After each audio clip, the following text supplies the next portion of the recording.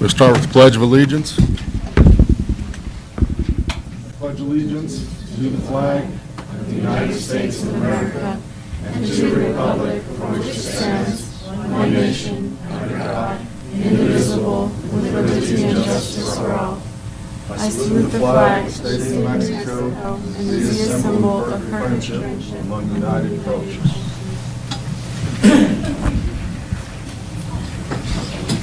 Good evening, everybody, and welcome to the regular council meeting of December 18th, 2019. This is the last meeting for this calendar year. Before we begin, I'd like to read these items we've had before at the start of the meeting. At the request of the public, town staff, and members of the governing body, in order to expedite business and conduct a more efficient, orderly meeting, the guidelines listed below will be followed at Edgewood Town Council meetings.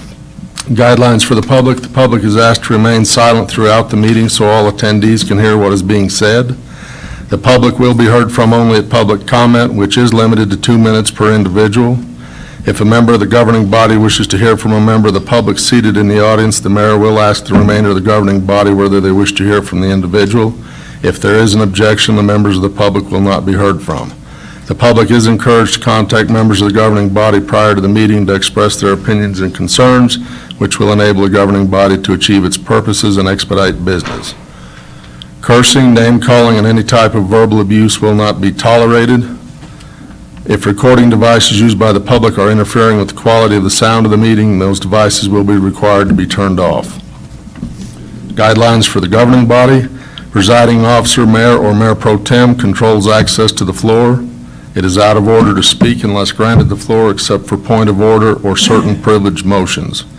For each action item on the agenda, the first utterance from a councilor will be the statement of a motion, enabling the discussion to stay focused on the action to be decided. There is no need to obtain the floor to second the motion. When a motion that is in order has been moved and seconded, the chair formally places the question before the assembly by stating the question. Chair states the exact motion indicates that it is open to debate. Traditionally, the person making the motion initiates discussion debate on the matter at hand. Debate discussion must be confined to the question before the body. All debate must be addressed to the presiding officer and not to the members. Debate must be confined to the question before the body. One member should not interrogate another member or person speaking from the public except through the chair. Presiding officer or the body may set reasonable time limits in debate. Time may be extended or limited upon a motion of the body. It is the right of every member who notices a breach of the rules to insist on their enforcement, thereby calling upon the chair for a ruling and enforcement. That said, the first item then is approval of the agenda. Council, I have no changes to make to it tonight. Mr. Mayor, I make a motion to approve this evening's agenda. Second. Motion's been made and seconded twice to approve. Mayor, sorry, discussion. Can I get that out first? Yes. Motion's been made to approve tonight's agenda. Councilor Jaramillo. I just wanted to request and see if council would be agreeable to changing the public comment time to 5 minutes instead of 2.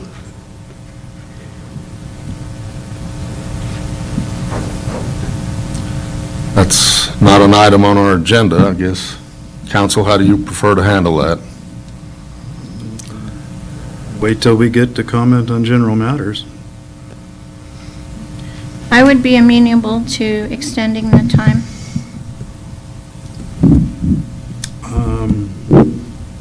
I've been up since 4 a.m. I understand you want to hear from the public, but is another 3 minutes apiece going to extend our council meeting?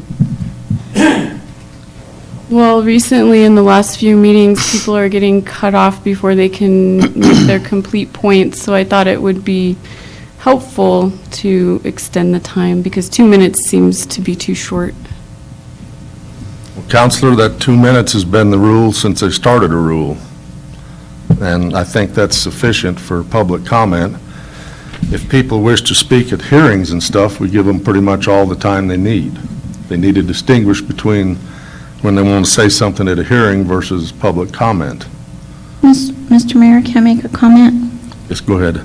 In the past, people were able to give their time to another member. And I know until just recently, we did have that 2-minute limit, but we weren't strictly enforcing it. We were allowing people to conclude their comments as long as they didn't seem to drag on. So I think, it maybe warrants looking at the time limits. Well, since I've been in office, I've been pretty lenient with people speaking. I've done a lot of time myself on that side of the podium.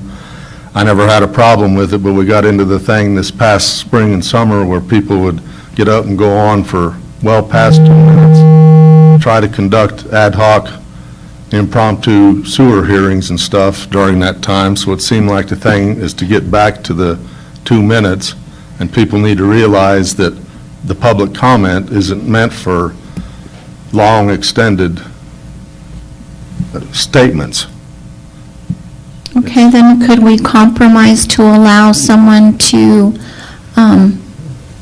relinquish their 2 minutes to another speaker? To that point there, I talked to Randy Van Vleck. People had brought up the issue of this body adopting Robert's rules, and he says that applies to the body, not to the public. What's the local rule? And I said the local rule for many, many, many years has been 2 minutes. And I've looked down the table more than once and had somebody give, other counselors and that giving me the skunk eye because somebody was going a little too long. So it seems like 2 minutes was what was set out, and people lived with it for many, many years just fine. Mr. Mayor? Yes, ma'am. My opinion on this is we've been trying to institute these new guidelines. We've got them in writing. We've been trying to follow these for the last few months. For the last meeting of the year, I think we should stick with them, and maybe at an organizational meeting in January, revisit the time limits. My opinion. Mr. Mayor, we have a motion and second of the approval of the agenda before us. All in favor, say aye. Aye. All opposed? Next item is consent agenda. And I'll entertain a motion on that one. Mr. Mayor, I make a motion to approve this evening's consent agenda. Second. Motion's been made and seconded to approve tonight's consent agenda. All in favor, say aye. Mayor, Aye. could we have discussion? Okay, what do you got? Just an amendment to pull the meeting minutes for November 20th and December 4th. I think that there are still some things missing from the December 4th minutes and then November 20th as well. Can you point out what they are? Well, I've been discussing that with Courtney, and I think really I was going to hand them out tonight, but we think it's better if we just pull them and then work on them together. Okay, so if you want to pull those out, it would be approving tonight's consent agenda without items A and B.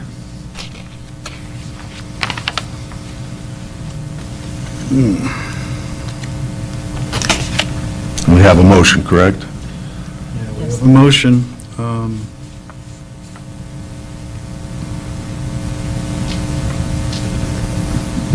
I'd like to know what items you feel need to be addressed. But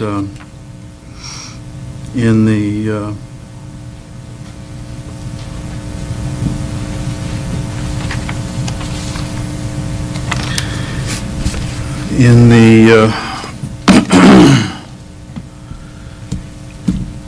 vein of keeping things moving along, I'll accept that as a friendly amendment. Do I still have a second? Yes, I second. Motion's been made and seconded to approve tonight's consent agenda, pulling items A and B, Town Council meeting minutes for November 20th and December 4th. All in favor, say aye. Aye. All opposed? Thank you. Next item is discussion items. First item up is public comment on general matters. First up is Sabine Price.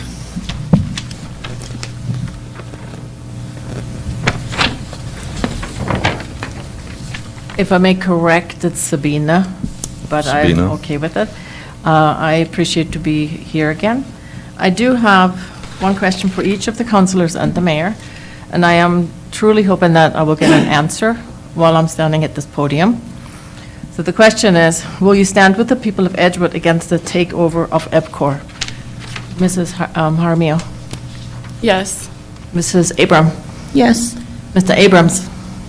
I can't answer you right now. I don't have Mrs. enough Hawley. information. My answer is the same. I don't have enough information. Mr. Bassett? Same, I don't have the information yet. And do you understand that the people of Edgewood do not want this? And that's not enough information. The residents of Edgewood deserve an apology from the governing board for the behavior that you guys have all represented. I think you have not represented the Edgewood residents. You have imposed fear among the people, especially among the people that are at poverty level. They cannot afford the plans that you're having, and you're spending a lot of money on legal fees that could be used for many other things. So I do expect an apology from this governing council. The people that cannot come here are the people that cannot come here because they have limitations. And I'm speaking for the people that really need to have your guys' commitment to stand by them and not by your own personal drive that you're having. That's not what the city wants. So I yield my time. Next person up is Cheryl Honeycutt.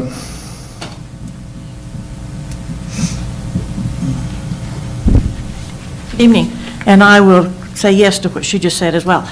But my comment tonight is about the question that has been raised about Councilor Abraham's residence in Edgewood.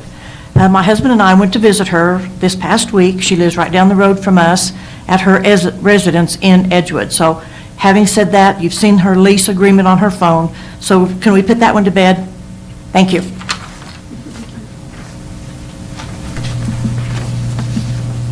Next person is Ray Seegers.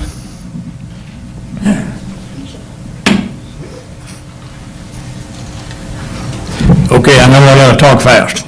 This is in reference to last meeting we had, and on the 4th of December. At the end of the meeting, the mayor took the opportunity to personally pick out and pick on members of our community and insult them for opposing his management of various key issues, EPCOR condemnation and unnecessary sewer line extensions.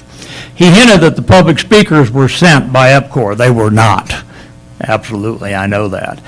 Then he took a disgusting shot at a wounded warrior and handicapped member of the audience by referring to his handicap as that squinty-eyed fellow over there, looking at Tom McGill and lambasting his participation in CORE. Mr. McGill is a Vietnam veteran who received a Purple Heart for his valor and in combat, resulting in an eye injury that makes him squinty-eyed, which initially left him 100% blind. And then over time, he recovered some vision in one eye and went on to pursue a successful career at various national laboratories, including our own Los Alamos National Lab. Any elected official who vindictively addresses a local citizen by sarcastically referring to him or her by demeaning their handicap has sunk to a low which brings into question the competence of that government official to govern and to hold office. Most of these types of offenses result in the resignation of guilty government officials. At the very least, the council should not tolerate this type of action, and I mean that, and should censor the mayor for such bad conduct, okay? I believe almost all Edgewood voters and area citizens can get behind a censor of such despicable behavior of the mayor aimed towards his put-down of a handicapped person and a decorated wounded warrior and American Vietnam veteran. And I am a veteran of that era also.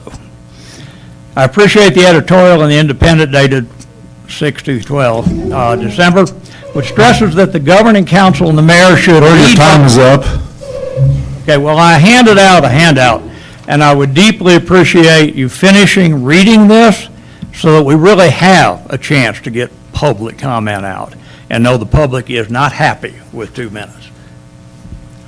Next person up is Chuck Ring.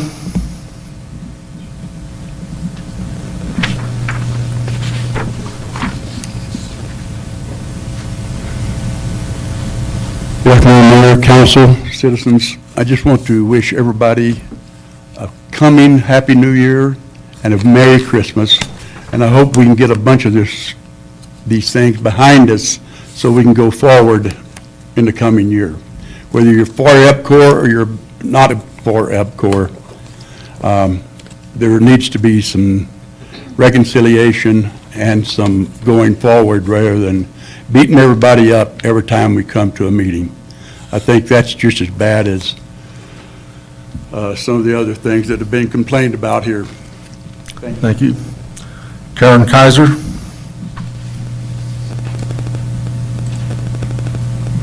Good evening. I wanted to talk about the last meeting also, and I direct my comments to you, Mayor Bassett. I know it's unpleasant to be seated on that side of the dais and be complained to by citizens. I've been there, but I took it because I signed up for it, and I've never witnessed anyone in my lifetime except you personally attack members of the audience. I really pray that you will stop it. It's beneath you. I'm sure you're a better gentleman than that, and it's embarrassing to the town of Edgewood. So I just humbly ask you to stop. From today forward, please don't do it. Since I have sat on that side of the dais, I will say that if on December 4th you had called me a liar, on December 5th you would have heard from my attorney. I think it's slanderous. I don't experience any of your counsel to be liars. It's a term I don't use. I wouldn't allow my 7- and 8-year-old grandsons to use it. They'd be quickly reprimanded. If you think she misspoke, and there's often two versions of the truth, a polite, dignified way might have been to say, I think you're mistaken, Counselor Jaramillo, or perhaps you're confused, something. But to call someone a liar, your fellow governing body member, it's unacceptable and it's wrong, and she's not a liar. And if you're told to look at a map across that dark little old former council room covered in plastic for something that's costing $900,000 and going across your land, it is reasonable to put a proper map in the packet so that everyone knew what they were voting on. Thank you. Next person up, I think it's Jerry Powers.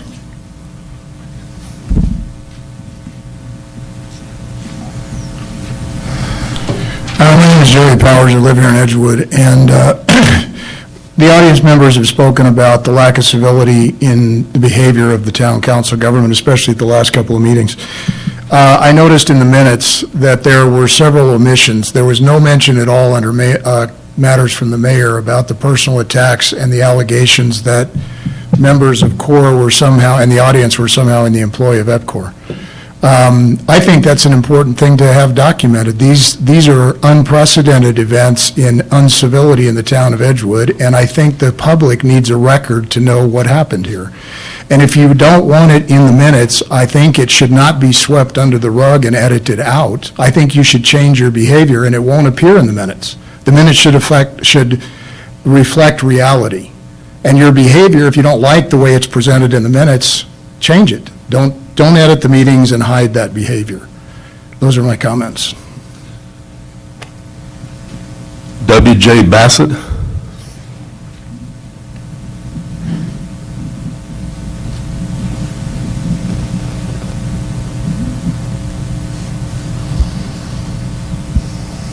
I think you guys are doing a phenomenal job under the stress and pressure that's going on in these meetings.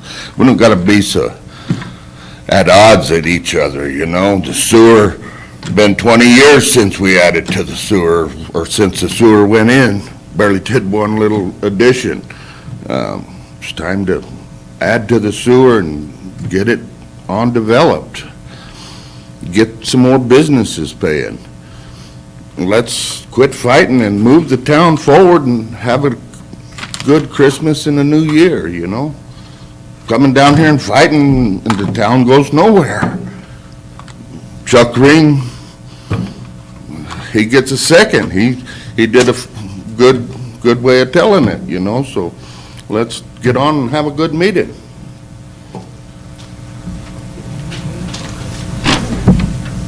Thomas McGill? Hi, Tom McGill, 12 Buck Road. I have to be very quick. I'm talking about the resolution you're going to discuss tonight on electrifying photovoltaics around the town facilities. Since I don't have an opportunity to speak then, I'd like to give you a couple of my thoughts here. The resolutions establish a protocol for making the town facilities carbon-free and excellent. You're going to discuss and decide on a commitment to spend what you don't know how much money for how much benefit on what I consider a vanity project. There was a comment about photovoltaics on the waste plant. An understandable, honest, but naive error changed those expectations from surplus electricity to maybe 15% of current usage. And the local provider does not buy back electricity, and credits are not what you apparently think they are. Payoff is never 3 years, and there will be no $5,000 a month free money. Mounting panels on the roof of 2 north-south buildings brings lower efficiency and higher cost of orienting for the azimuthal benefit, as well as fewer hours of exposure. Putting panels in a field of calcium-enriched wide broadcast sprinklers running much of the day, most days, is problematic. Laundering government capital money to free up discretionary funds that would have gone to electric bills is a use food stamps for food and spend our money for beer economics, and leads to bad decisions and should raise ethical concerns. I request a cost-benefit analysis and audit of this resolution when you approve it, including diminishing efficiency over time, disposal, and I'm going to straight down it. And Mr. Torres said the panels would functionally replace the turbine output. I request the wind turbine be analyzed as well, and a true audit would examine waste plant energy optimization, starting with leaving energy-passive septic systems in place. Bring the waste plant back into compliance, get it certified and legal, catch up on asset management obligations to get out of the hole you're digging for renewal, do what you're supposed to do. That would be excellent. Thank you. Thank you.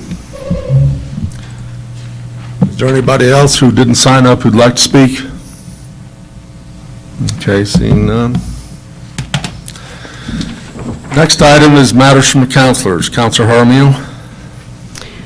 Good evening, everyone. I also want to tell you Merry Christmas and Happy New Year, and thank you for being here. As always, I appreciate hearing from you. Again, this, like a year ago, I'm just not looking forward to these comments that I need to make tonight. But almost a year ago, I asked for the dignity and respect of this council to be maintained. I think that we really have to deal with the truth and the facts and what is. And this isn't really about taking sides, but it's about dealing with facts. Mayor, you've had such a pushback on exposing information. Back in January, I had asked you to step up, and really, this has not happened, unfortunately. Instead, on top of admonishing Councilor Abraham and the public, breaking our meeting rules that you wrote, you now accuse me of being a liar, deceitful, and accomplishing nothing for this town. You also continue to accuse, belittle, call names, cuss incessantly, and withhold information. To remember the Thomas Jefferson quote that I talked about in January, that truth is the proper and sufficient antagonist to error. Councilors can disagree. Councilors can ask questions and request information. That just makes for good governance. I had asked for your effort 1 year ago to communicate transparently, timely, and fully without omissions. Omitting facts is the same as lying. I said if you did that, full truths would be obvious and there was nothing to fear from that conflict, only the truth to be found. Well, now it's CORE that has found many truths without your disclosures. You did not disclose things. I only recently found out about the line going onto your family's private lands, not alongside it, but into it. I only recently discovered that we were under inquiry from the state auditor, and that was completely by accident. I just want to thank CORE then for being patriots. I think as Edward Abbey says, a patriot must always be ready to defend his country against his government. So after the last meeting, I had various community members come to me or call me, contact me and say, you know, why didn't you defend yourself? Why didn't you get angry and argue back? And I just told them that the simple fact is that I know the truth and I haven't lied and I know that I've served the community well. And so I didn't want to really stoop to that level at all. I'm not a perfect person. I've said that many times. I'm open to feedback. I want to learn and grow. So I really thought carefully about your accusations, but I do need to address them tonight since I didn't have time to do that last meeting. First of all, we did not have a Church Cactus Main project map. We had a service area map on the wall. I had been asking for a map and details on this project since March when you evaded my question about what the $300,000 legislative funds were for. If you listen to the audio, you can very clearly hear that we did not have the project map. Our clerk verified that, and Councilor Abraham was asking. So we did not have that, and we did not know it was going into the field, into the family property. What I did know was that Mrs. B donated an easement for the lift station. So when I heard your disclosure, Mayor, about the family land, I thought that's what you meant, was the lift station easement that had been donated. Like you've heard already, the map on the wall was a service area map of Edgewood, not a project map. So it seems to me why you're doing this, though, is just to attack anything from anybody from bringing out things, to discourage transparency and not listening to people's feedback. So remember my caution about being self-reflective, just trying to have humility and listen to people. People do see what you're doing and that you're trying to bully people into backing off. But we work for the people up here, so we have to listen to them. The way I see it is we've had for at least a year people screaming for this governing body to change direction. Now we've already spent $80,000 and $90,000 on the EPCOR situation that, from what I've heard from everybody, nobody wants. They want us to change direction, but you're not listening. Instead, you're just playing the victim and blaming everyone as having ulterior motives, such as revenge and political office, instead of just reflecting and looking at that you might be wrong. So by your own admission, you have been told it would be wrong to use public monies for private lands, but you did it anyway. So, there's a verse that talks about in Psalms not committing to a wrong course and rejecting what is wrong. You had to have known at that time that it was not the right thing to do, because we're not allowed to use public funds for private lands. We're not allowed to do that. Back during that time, since I didn't know it was going into the private lands, I was telling everybody, and I don't think Bryce is here, I hope he doesn't mind me calling him by name, but I was telling everybody, look, it's a small town, there's just councilors or the mayor's just gonna have land around, there's sometimes gonna be conflicts of interest, we need to put in the infrastructure, etc. And I really did believe that the mayor should recuse himself since it was going alongside. But everybody needs to understand that once it goes from the street into the private area, that's where the problem happens. That's where the violation of anti-donation comes in. It's just like if, I think recently one shared with me that somebody hooked up to the sewer off of Church Street. And I think it was like $18,000. Well, the town didn't go put that into their private land for them. You can't do that. That's a violation. So anyway, that's where the problem comes in. And so even biblically, Micah 2 warns, woe to those who plan iniquity and carry it out, because it's in their power to do it. And Habakkuk 2 warns, "Woe unto him who establishes a town by crime." It's really it's the wrong thing to do. So secondly, I thought carefully about your accusations that I haven't accomplished anything. And to me, I think this flawed philosophy is actually coming from my mentor and friend, former Councilor Ring. And Mr. Ring, I'm glad that you're here, or he was earlier. But maybe just like John Adams and Thomas Jefferson, we have different views on the so-called glory or utility of government, but hopefully we'll be able to remain friends at the end of these issues, as they were in the end. But who am I? So, during my campaign, Mr. Ring encouraged me, and the campaign committee encouraged me, "Audrey, you have to tell people who you are. You have to tell people what you've done." I'm very, very uncomfortable with that. I don't like doing that. But he's challenging me to do that, and you've accused me of not doing anything for the town. So I'm in a very, very uncomfortable position of now defending who I am, right? So I believe government should be restrained and limited, and coming with an agenda, like buildings or projects or whatever it may be, is not always recommended by local governments. So for example, when I was elected to the school board, they said, "We don't want candidates who have an agenda, because you should be here for all of the students, for all of the district, and not just do pet projects." So there's other philosophies out there about those things, and it's not always recommended. I mean, Ronald Reagan said, "Government is not the solution to our problem. Government is the problem," right? So many of you guys are retired, and some of you may not know my world, my life. I'm still raising 4 kids. They're in college. I have 3 at home. I have a woman-owned small business. I'm a Leadership New Mexico graduate for local government. I'm in law school for my Juris Master. I speak at many conferences.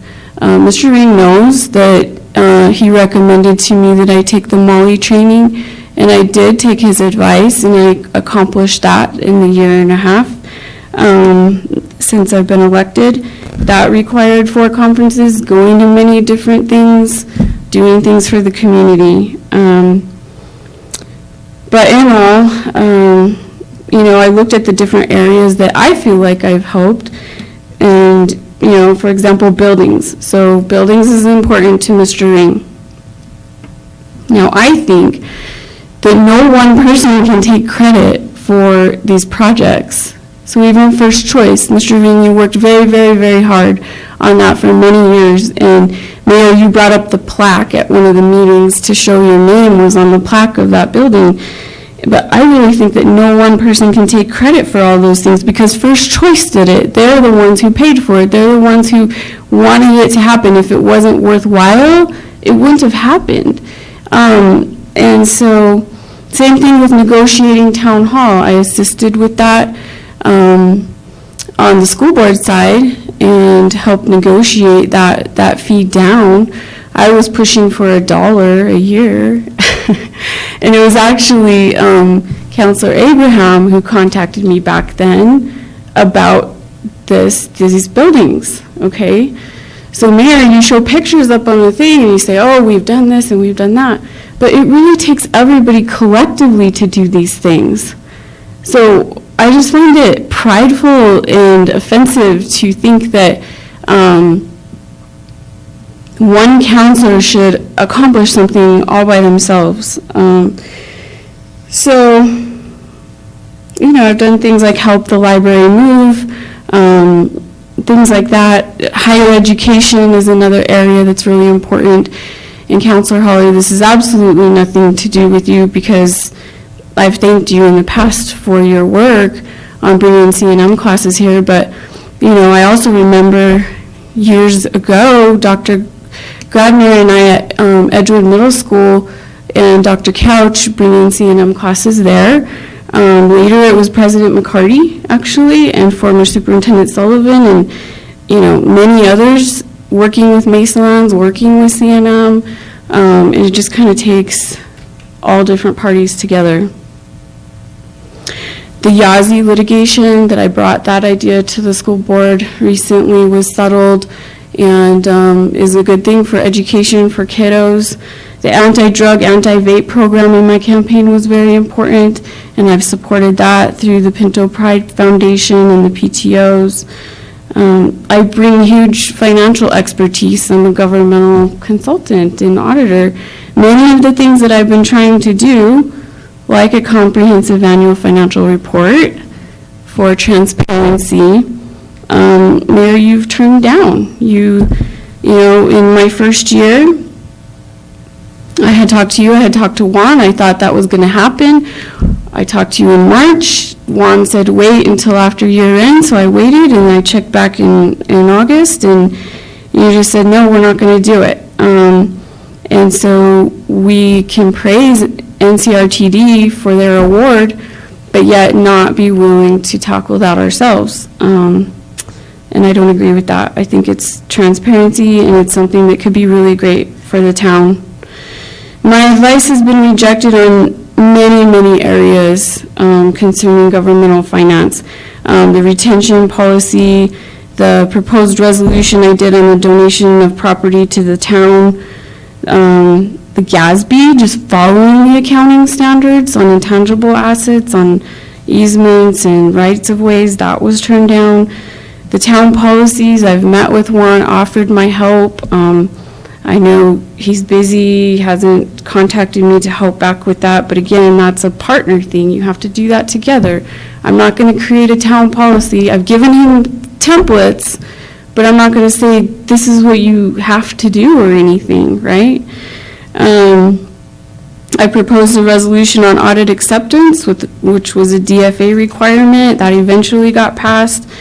Juan and I both called TRD on CenturyLink bills. I don't take full credit for that, but I was very persistent in calling and getting those things corrected so that the town could have the revenue that we need on those.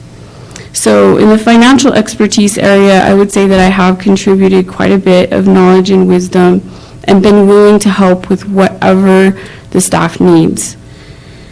Supporting employees is another area, you guys. I've, been an advocate for Mr. Henninger on the roads. I remember our first budget meeting, he brought pictures of Horton Road with all the big mess that it was. And we looked through those and I said, gosh, we need to do something about that. And so I've been an advocate for that. The water truck, Mr. Henninger also said that first year that we really needed a water truck for the town. So I contacted the city of Albuquerque, talked to them about surplus, and there was older equipment available that the town turned down, which is fine. They were able to purchase a new one, and we made that work.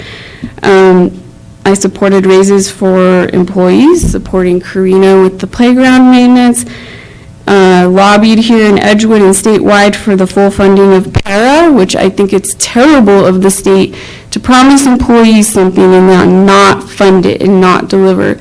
So to me, I'm an advocate for that statewide. I also added a new holiday for you guys too. We'll take a look at that tonight. So I see my role as being very supportive. I supported Mr. Ring's former Councilor Ring's push for disaster planning, cleaning up our town. Dominic and I went out with Boy Scouts to clean up the town.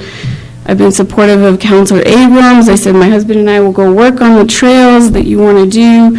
Supportive of Councilor Holly. She invited council to first choice opening of the community for food source in the valley. I went. I've supported staff on wanting the commercial overlay work. Of course, youth programs. You guys have heard me talk about youth programs over and over. I gathered information, put it on my website. One particular story that was really great, this summer, Busy Bee Quilts had a program that I sponsored where the lost art of quilting, they were kind of connecting school-age kiddos that wanted to learn how to quilt, and so they got to do that over the summer. And I was just really, really happy about that. But I don't come here and say, oh, look what I did, right? Look at this, and parade the kids in here with their quilts, and, I mean, you just don't do that kind of stuff.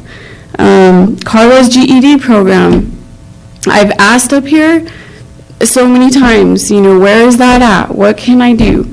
The same thing with the shadowing program. That was my idea. I talked to the chamber. The chamber was going to work with Carla. I've never heard anything back. So this really takes, two sides of people to work together with it. I've attended town events, supported the staff, the chamber's events. I donate all my counselor pay. Again, all my benefits, all my counselor pay, I don't keep that. I give it away to nonprofits.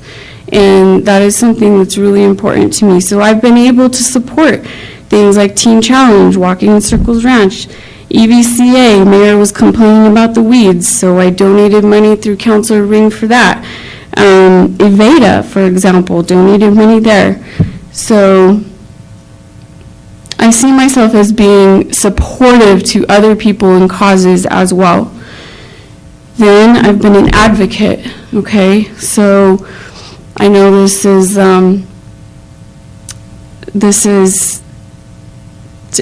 just, there's just a lot of things. I mean, I've been an advocate for paving our arterial roads, an advocate for protecting the town through the blasting ordinance, an advocate for the salute to the New Mexico flag that we now do, and of course, youth programs, EPCOR, the public, listening to the public, getting public hearings, Edgewood's lifestyle, such as open space and trails, Section 32, 34. Anyway, and something in the future that I've been looking at, you guys know I've asked to have on the agenda is something with the future with the cemetery for Edgewood, because I'm an advocate for families being able to go visit their loved ones who have passed away in a place where they really want to go. So I don't know. I mean, to me, it feels like I've done many things, many different things, in sort of a supportive role, and I think it takes all parties, all sides. And Ms. Sharina, I guess that's really not enough for you. All I can say is that I work hard, and I love Edgewood. I love our town. And then lastly, Mayor, you did make an allegation that my motive for what I do is to take your seat. So you accused me of what I said about the truth of the sewer program was because I wanted your seat. To me, that was incredibly confusing. But that is not my motive. I can tell you right now, I'm a Christian. I know that God has called me to be a Christian in governance. I do know that, and in my profession. And so far, I feel like I've been called to be the voice of the people for 8 years on the school board and standing up for Edgewood, and then also here with the town and just be a voice for the people. To address your accusation, I've been asked many times over the years, and even recently, to run for various offices. So many times I have been asked. But I just listen to God, and I listen to where He might want me to be and where He might want me to serve. So I have no idea where that will be. But hopefully I'm a Deborah instead of a Jonah, right? I don't know where that's going to be. At this moment, I know God has called me to be right where I am, and here's where I am. I'm proud to represent the people. You call it checking political wins, but I call it listening to the people. And if you think that there's some coordination between CORE and that's because CORE challenges me on what I've voted on, and I get information as I can, and, I'm listening to what they have to say, okay? That shouldn't be a bad thing. You shouldn't chastise me for that. But I'm consistent. I mean, since the very beginning in my principles, I've been consistent for transparency, consistent for recusing yourself, not violating the Governmental Conduct Act, communicating fully instead of omitting like very important facts.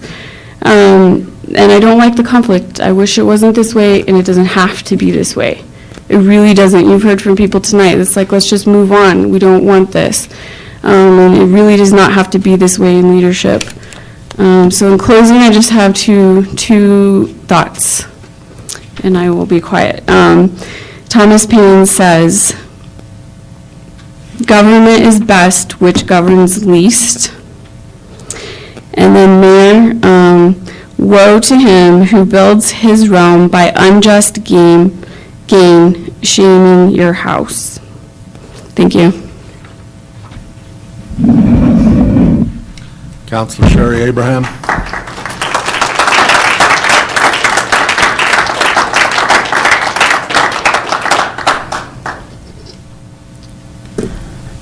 First of all, I would like to say thank you, Mr. Miguel, for your service, and please accept my apology for the way that you've been treated by members of this governing body. I believe that I also am here because I serve the people. I do not have an agenda. I do not have lands that need anything done to them. I only come here to listen to you and to do what I think is best.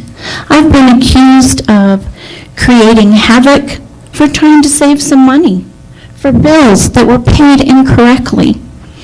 I've been accused of all kinds of things. You know, I also do not defend myself. You guys defend me. You know that I am up here doing my very best for you. When that accusation was made last meeting about lack of getting anything done, the things that came to my mind is we have had a lot of lack of getting anything done this year. We have projects that, we have wastewater violations that need to be addressed. We can't get them discussed here. We don't know where we are in those violations. We don't know, are we being fined right now? We don't know anything about those. Have they all been resolved? I ask over and over and over. And I'll get a little piece of information here, a little piece of information there. We have a Church Street paving project that we don't have a map for. We've never seen a map for it. We don't have any of the financials. We're just asked to vote to do it without any information. We have an EPCOR water takeover that's pending that the public clearly does not want. We have a Section 34 purchase, Echo Ridge, which has been worked on by the previous Parks and Rec administrator for years. It would be a huge benefit for us. What's the status on that? We have Bachelor Draw pedestrian bridge. We have the money for it. I haven't heard anything about it lately. The equestrian center, that is a huge benefit to this town. I've been told the lease has lapsed. We're looking now at solar for the wastewater treatment plant. My suggestion is let's fix the wastewater treatment plant before we do anything else to it. We have a wastewater collection line that we've spent $1.3 million of ICIP money on, but we still have not used to fix our plant. We have a water PER that we paid for. That's a preliminary engineering report that we paid for that has yet to be discussed by this governing body. We keep being told, oh, it's not time yet, it's not time yet. You know what? It is time. Next year is a new year. We need to get a handle on some of these things. We need to stop the bait and switch and this and that. One minute we're going to do it, the next minute maybe we are. We paved Horton Road that wasn't budgeted to pave because it got torn up. Where is this money coming from? I'm sitting here as a member of this governing body, and I feel as lost as most of the members of the public. You know, I'm very concerned that I feel like we're running a 3-member governing body. That's unfair. That's unfortunate. We need to talk to each other. We need to debate. We need to discuss. We don't have to agree, But we need to have information. We need to talk about it. We don't need to just sit up here and vote. Anyway, that's my comments for the night. Thank you. Councilor Abrams.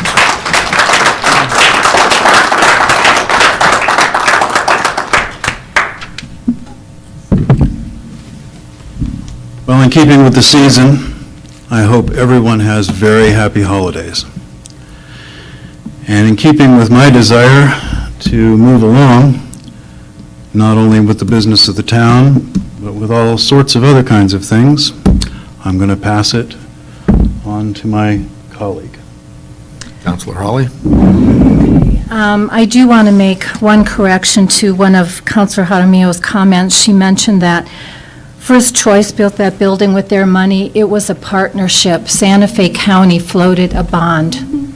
So Santa Fe County voters approved that. The town also contributed funds, as well as First Choice. And then we had our electric cooperative help us with the financing for that. So we are working in partnership with our partners. I just wanted to remind everyone again, because I'm really hoping we get this enrollment for CNM. The flyers are still out on the table. As I mentioned at the last meeting, CNM will have an online class available to the community, and that includes all of Estancia Valley as well as the mountain region, for an overview in careers in health, wellness, and public safety. That will start February 3rd. In addition to it being an online class, they are going to make, First Choice is partnering with us on this as well. They're going to have field trips to the new clinic and have their staff present about the careers there at the clinic.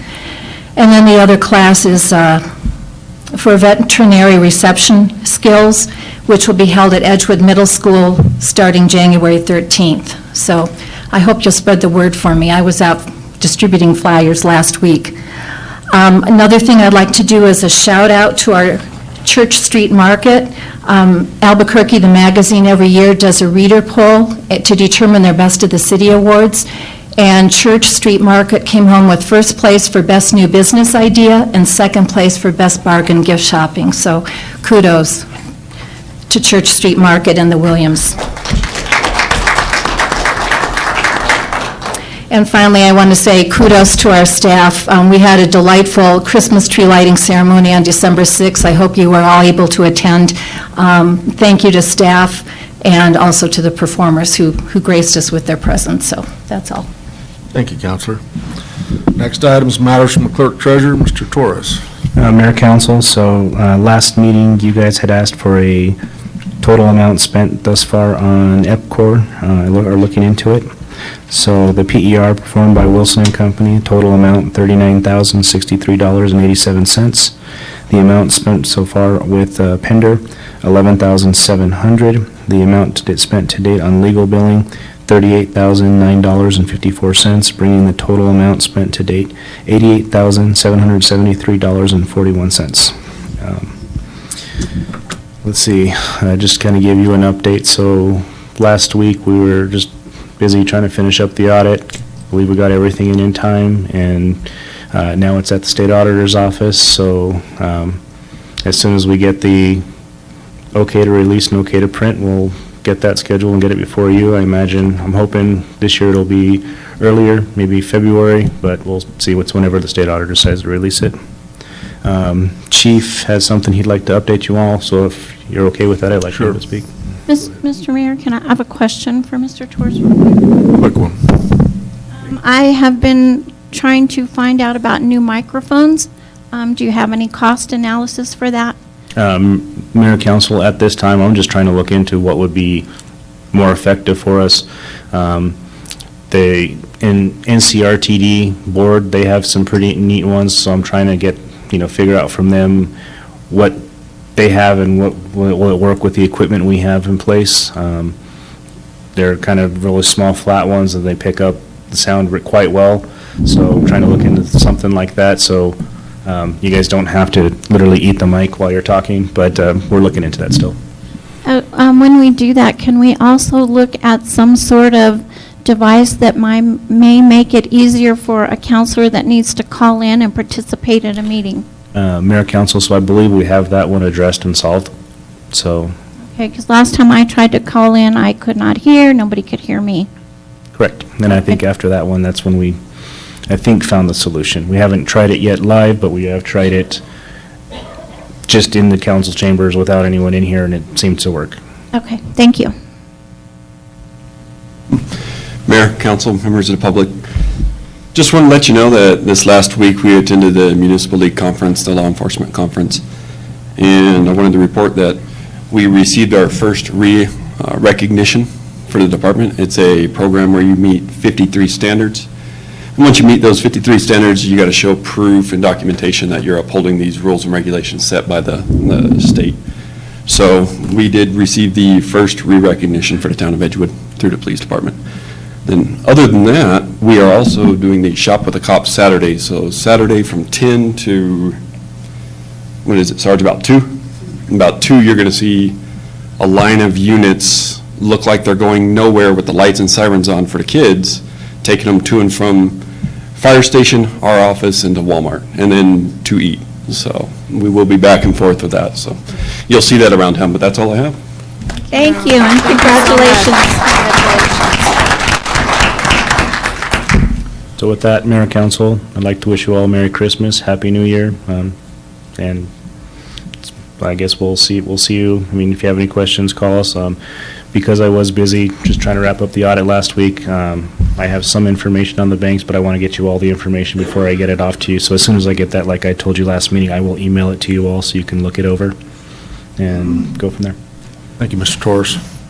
Matters from the mayor, I too want to wish everybody a Merry Christmas and a Happy New Year. We have had a bit of a rough year, and hopefully the next one will be a lot better. Last week, I had a chance they had the ribbon cutting down at the Britton Solar Array, and went down to that, and PNM was there, and people from Torrance County, the commissioners and stuff, and got a chance to look it over just a little bit up close, and that's quite a facility they've got. The thing runs for nearly a mile there, and they said it was 50,000 kilowatts, one of the biggest solar producers they've got anywhere in the state. So that's quite a thing to see. I don't know if they're going to have any kind of tours or anything, but if you get a chance, drive out there along, west of the Soil and Water Conservation Office, go out and you can kind of look at it there, but it's pretty impressive. I don't know what else I have to say tonight. Heard quite an earful here. Just a couple things, I guess. When I showed those pictures that Councilor Jaramillo referred to, I was showing them in light of Edgewood's 20th anniversary. And I was saying that this is what all of us together have done. Those are accomplishments we can all be proud of. And I showed the plaques that are over there in First Choice that had all the names of all the people. I did single out the one with Councilor Ring and myself on there. I was proud of that because of the fact that you have Councilor Ring, who's a pretty good hard Republican, and myself a Democrat, and we reached across the aisle and we found common ground, and we did a good thing there. Started with a meeting there in the town office, spread up to Santa Fe to the state land office, the county commission, et cetera, et cetera. I am proud of that I've demonstrated pretty good how to work with people and get things done.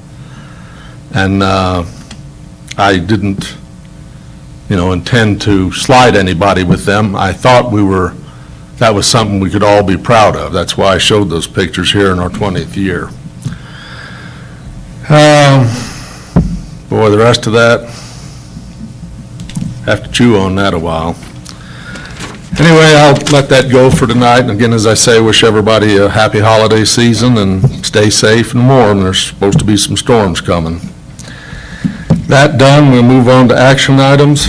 And the first one is Public hearing, quasi judicial on the application of a zone change for one lot from R1 residential 1 acre lot to SU special use lot, Lot 1, Block 2, Tierra Linda, Section 28, 5.3 acres, AKA Entrada del Norte, NMPM, Town of Edgewood, Santa Fe County, New Mexico.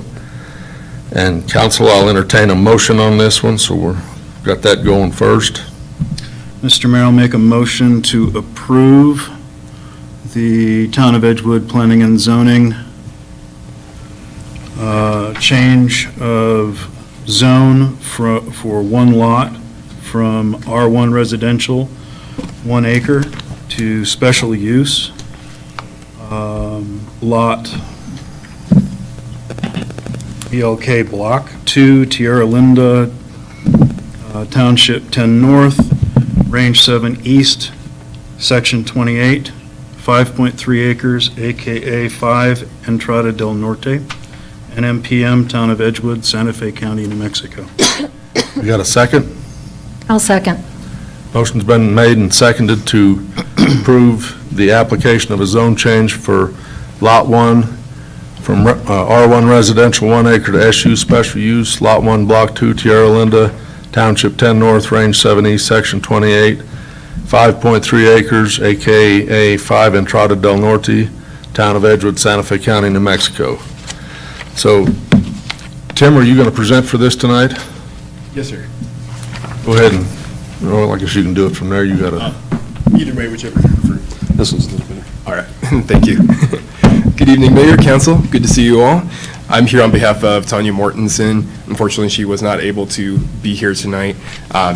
What you have before you is a zone change for the Good Shepherd Lutheran Church.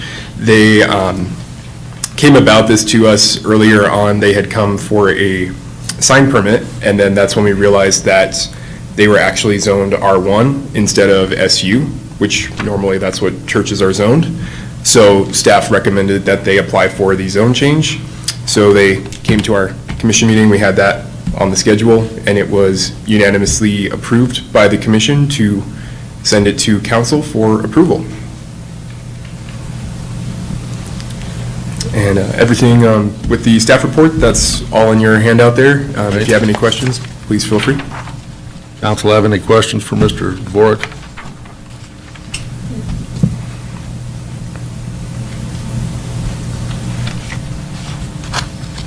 Did you have anybody for or against it when they came to the meetings? Did you have any citizens? Just members from the church itself. No one else in the public was against. Yeah, there wasn't any other public members aside from members of the church that showed up for it. They were okay with it? Yes, they were all for it.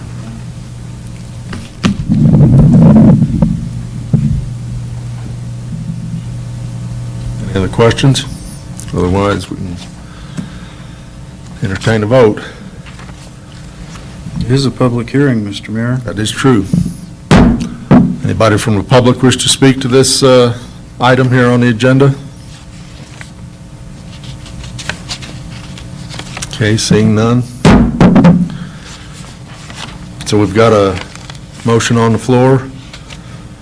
Without any further ado, we'll do a roll call vote. Start here. Councilor Holly? Aye. Councilor Abrams? Aye. Councilor Abraham? Aye. Councilor Jaramillo?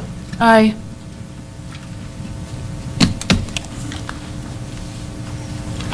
And that brings us to the next item, which is the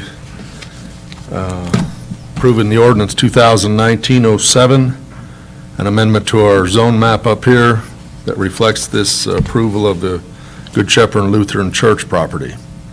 I'll entertain a motion on this Mr. one. Mayor, I make a motion to approve ordinance number 2019-07, an ordinance granting the approval of a zone change to special use zone within the town of Edgewood. Second. Motion's been made and seconded to approve ordinance number 2019-07, an ordinance granting the approval of a zone change to special use within the town of Edgewood. This one's not a public hearing. Any other questions or comments, council? If not, do a roll call vote. Start down on that end. Councilor Jaramillo? Aye. Councilor Abraham? Aye. Councilor Abrams? Aye. And Councilor Holly? Aye. Thank you, council. Next item is discussion consideration on Resolution 2019-24, the 2020 holiday calendar. I'll entertain a motion on this one. I'll move to approve the calendar. Second. Motion's been made and seconded to approve Resolution 2019-24. Any discussion? Can I find out what additional holidays been added? It was Good Friday. It's the same as this past year, though. Right. Yeah, no, that was the one Counselor Harmon was talking about. Okay, we'll do a roll call vote on this one. Start there, Counselor Abraham. Aye. Counselor Abrams. Aye. Counselor Holly. Aye. Counselor Jaramillo. Aye. Thank you, Counsel. Discussion, consideration, action on Resolution 2019-25, a resolution to move Town of Edgewood operations to a 100% renewable energy goal. I'll entertain a motion on this one.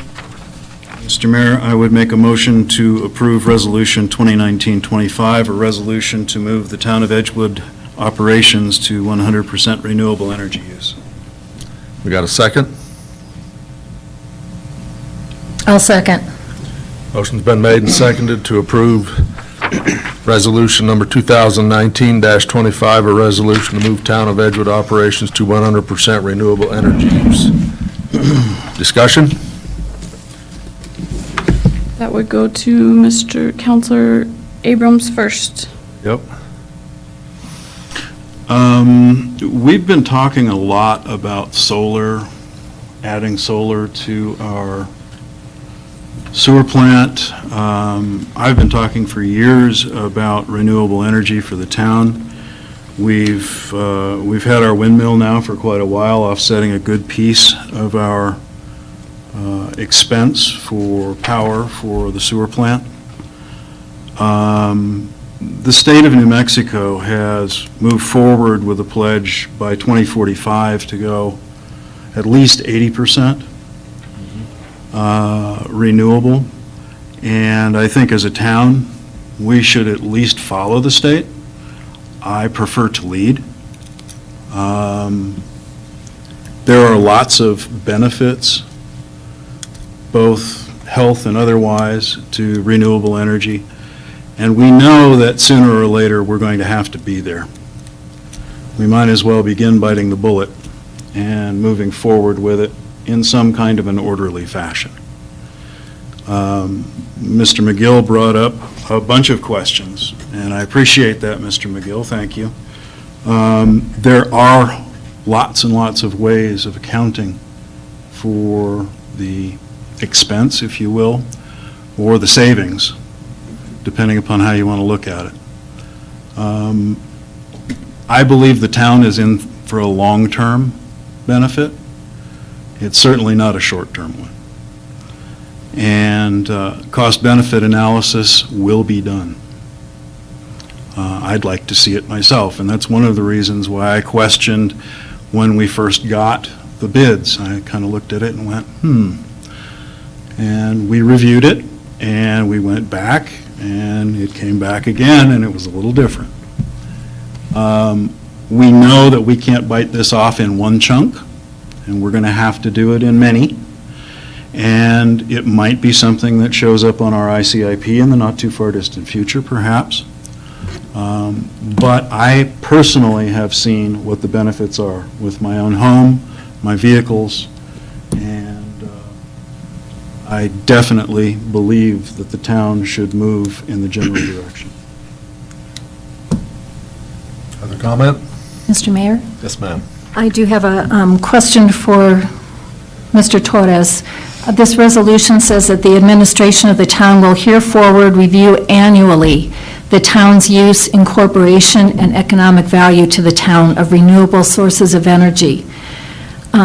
What kind of burden will this place on staff if this is a requirement now for an annual review? Mayor, Council, I'd quite honestly, it just depends on, if we would decide to include this just with ICIP, if you want to include this, I mean, it depends on how you as the governing body want to move forward. And, it's not we will install X amount every year, it's we're just going to look into it. And that's going to come down to the will of the governing body. How much do you want to look into it? How much do you want to contribute of town funds? Do you want us to try and apply for capital funds? So it's all going to depend on what the governing body recommends annually for staff to do. Part of the thing that we can definitely do is, I don't know if you remember the second set of quotes that were emailed to you.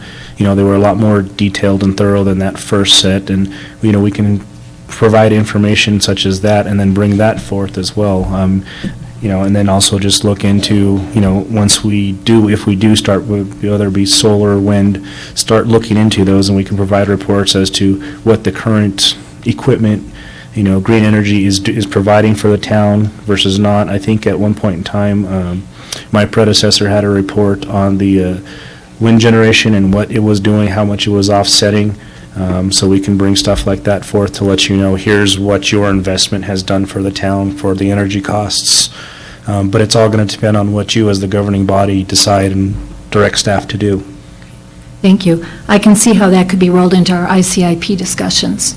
Okay, thank you.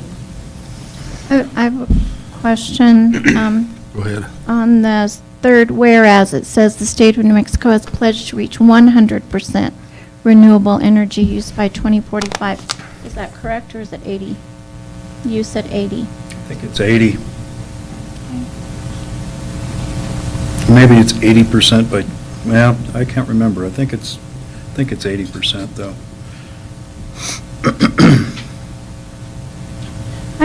I guess my only concern is here we are taking on another project while we have still many, many outstanding projects that are out there. So I would just like, along with the cost analysis for this, I would like cost analysis for all the other outstanding projects that we have going right now. Mayor? Counselor? I have a few comments here. First, I agree with the other comments about seeing a cost-benefit analysis. I think that that's wise to do. I'm a little concerned about this as far as committing us to future direction and expenditures and strategy that may not even apply in the future. I also have concerns about debt. I think that the town is trying to pay off debt instead of going into more debt for these projects. They tend to be very expensive. I would like information on the amortization of, like, let's say that, you're going to spend this amount with this level of efficiency, but then over the years the efficiency decreases and the benefit decreases, but then the maintenance costs go up. And for many of these projects, I've heard that it's not effective. I would like to hear from Central New Mexico Electric. I know that they have agreements out of state that prevent them from entirely giving credits or supporting these types of projects.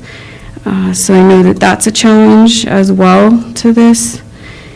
And then lastly, I just, I absolutely believe in being a good steward of our earth and our environment.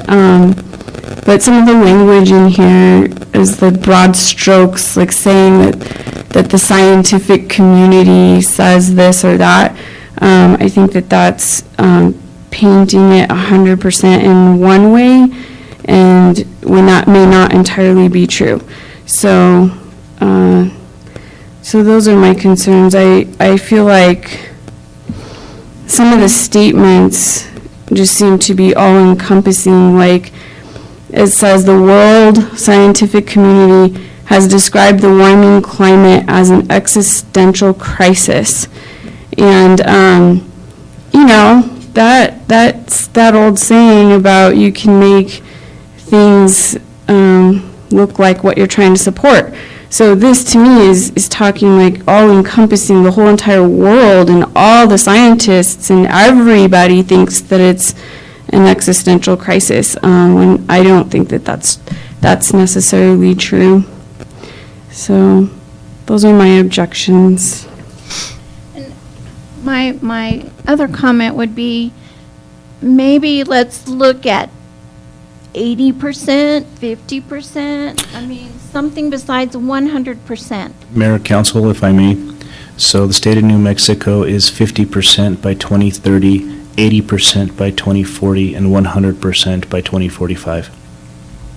Okay, and I think that's a little aggressive for us.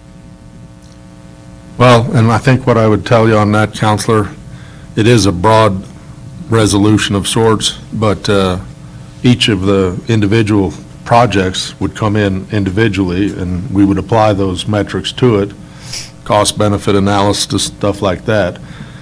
It's, more of a broad statement that going forward, the town will try to incorporate solar or, whatever kind of clean energy to,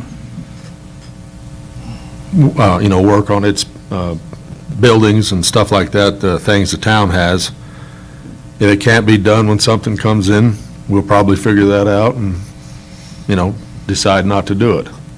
Okay, then possibly the name of the resolution to move the town of Edgewood operations to 100% renewable energy use needs some tweaking. Well, I think even the statement that says the long-term projected savings to the town will be a benefit, and we don't know that to be true without further information and facts. How can we even make that claim here? We don't have that information to be able to even vote on this. Could we have somebody maybe come and present, like she said, CNME, or somebody come and present projections or something? Or, I'm concerned with the 100% renewable energy. I just, what are we going to do if we can't reach that? You just don't reach it. I mean, There's nothing, Well, yeah, but what I'm saying is, we're going to the try. resolution says we are. It says 100% We're setting a goal. to Doesn't mean we're achieve going. 100%. Well, yeah, but it's going to take us a while to get there. Was this part of the comp plan discussions for long-term? Did the community want this?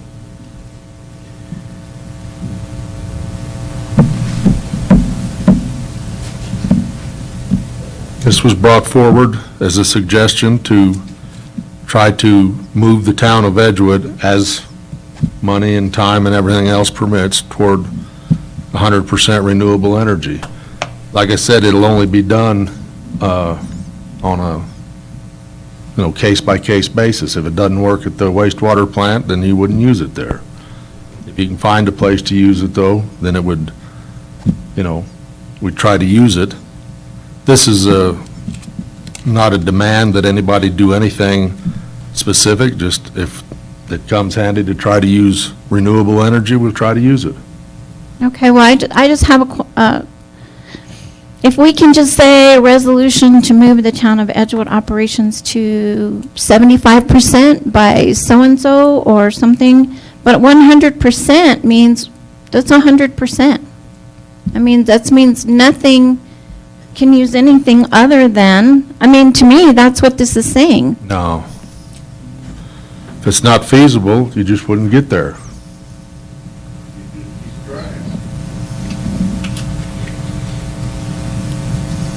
Mayor, council, I guess also this resolution doesn't put a time frame. It doesn't have a cap as to when the town would attain 100%, if at all. It calls out the state's goal is 100%, but this just says, and be it also resolved that the town herein sets a goal to achieve 100% renewable energy use as quickly as it is technically and economically feasible in all town uses. So it doesn't put a cap or time frame as to when the town, if the town will ever meet that goal. It just sets a goal. Well, that is not what the title says. It says to move the town of Edgewood operations to 100% renewable energy use. That is, Mr. Mayor, if I may, even the title doesn't say a date. it doesn't, but it does say So- that is what So, we're I mean, going to do. we're arguing minutia here. The thing is, if it is feasible, both economically and otherwise, and if the technology improves, there may be gains to be had. We've already seen the drop in cost of solar by a huge amount. We're seeing hundreds of megawatts of wind energy being put in Torrance County and now in southern New Mexico. We're seeing two of the largest wind farms in the nation being put in our neighborhood. We've already seen that our windmill produces a good amount of energy. We could use that a little bit more. And if I'm not mistaken, we're spending tens of thousands of dollars a year on electricity right now, lighting our streets, lighting our buildings, lighting, all of the things that we have. I mean, if there is an economical way of doing this, what this resolution says is, let's proceed. Let's see if we can do this. And I agree, And I it's do. good for all of us, if it's economical, if it's feasible. I'm not saying spend the town's money tomorrow. I'm saying, let's look at this. I'm saying the town has a responsibility to all of its citizens to ensure the health, welfare, and future of our community. And this is a way to move forward with that. If you disagree with me, vote the thing down. I do have concerns about our debt capacity. I don't think that we have capacity for projects. Mr. Mayor, I'm not asking for debt. Understood. I'm asking for a vision of our future. If we can find a feasible way of doing this that is economical, that's what this resolution says. I am not saying let's go into debt. We're there already. We don't need any more. We can avoid it. Well, on that, we've got a motion. Ready to do a vote on it? Start down there with Counselor Jaramillo, Nay. Counselor Abraham, Nay. Counselor Abrams, Aye. Counselor Holly. Aye. We have a tie vote. The mayor has to vote to break it. Guess the mayor votes aye.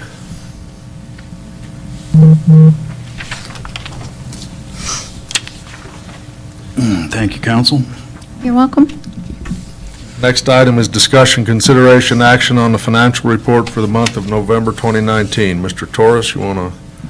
Yes, Mayor, Council. So real quick, the GRT distribution page, it's the same as last month. There was, at the time of the packet, the information was not provided from Tax and Rev on their website, so I don't have an update for that right now. If you'll go to the council report, you'll see the largest expenditure, I think that just kind of comes to mind, is the Baker Utility Supply, and this is for the wastewater department, $18,314.50. And Councilor Abraham, to what you were asking about earlier, if you recall, we did the budget adjustment to authorize us to purchase the pipe for the alternative disposal, so this is that pipe purchase. The pipe is in the ground. We're just waiting for the sprinkler heads and warmer weather to pressure test and get that up and running. Has NMED approved that since Mike Butler wasn't there to oversee the project? NMED did approve the plan and did approve us to do the installation. Is that going to resolve one of our findings on our violation?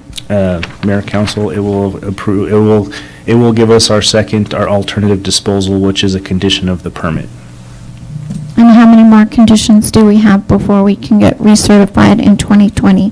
I do not believe the conditions are a matter of recertification. We have to be recertified, but to answer your question, there is only one outstanding item, which is the drying beds, which we'll have to wait for warmer weather to install.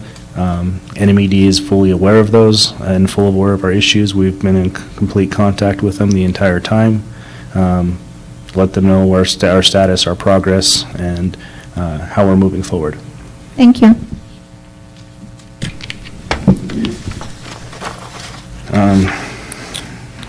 So you'll see some purchases coming through from Moriarty Concrete. This one, $8,581. I believe this was for Appaloosa.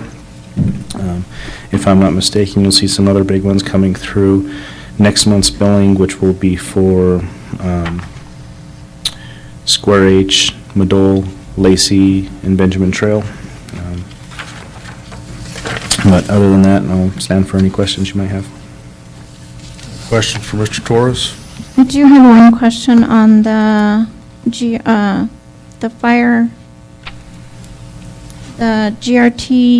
fire protection. What is that? Mayor Council, that's our JPA we have with Santa Fe County for them providing fire protection services for the town. We've committed to give them an increment of our GRT, so that's that portion that goes to them every month. Okay. And then the status of we had a committee or something that was going to be looking at impact fees, or what is the status of that? Last I knew, they're working on that. They've met infrequently. They've had trouble sometimes getting their quorum around, but they're still working on it, and they're progressing towards working up a report. Okay, thank you. Mr. Mayor, I make a motion to approve the financial report for the month of November 2019. Second. I have a question. Go ahead. I was wondering what you found out, Mr. Torres, about my questions on the capital assets as far as the vehicles and some of the capital outlay. We talked about it a couple of times, and then you were going to still research some things, so. So Mayor Council, without disclosing kind of the current audit, there was a restatement of capital assets from one classification to another, just to correct those issues. Okay. I'll just talk with you outside the meeting about what those reconciling items were and go from there. Thank you. Got a motion on the floor and a second. Do it by roll call vote. Start here. Counselor Abrams? Aye. Counselor Holly? Aye. Counselor Jaramillo? Aye. Counselor Abraham? Aye. Thank you, Council. Next item then is calendar review. Town offices will be closed on the 24th at noontime, and also on the 25th, on Wednesday next for Christmas. Next regular town council meeting would ordinarily fall on the 1st. We thought move it to the 8th. Doubt anybody want to be in on the 1st, one of these things. Is that cool with everybody? So when would our meetings be, the 8th and the 11th? The 8th and the 11th. And then none other? Also on that one on the 11th, it's listed here at 11 a.m. I believe we'd listed it And at 10. I think that's so it should be at 10. 10, yeah. And so would those be our two meetings for the whole month? Could be, yes. Okay. Mayor Council, real quick, so there is the potential, we might be calling to request a special meeting just to hire a new law enforcement officer. If the candidate passes the final interviews. So just for so we're not having that position wait, for another 3 weeks just to fill it. We might be calling that, just for your information. Mr. Mayor? Yes, sir. I'd also like to add to the calendar review, the town offices will be closed January 1st, New Year's Day. Good point. What are they going to do on New Year's Eve? Mayor Council, 12 noon? that'll be a half day as well. Okay, so yeah. So we add the town offices will be open till noon. On December 31st? December 31st and closed January 1st, New Year's Day.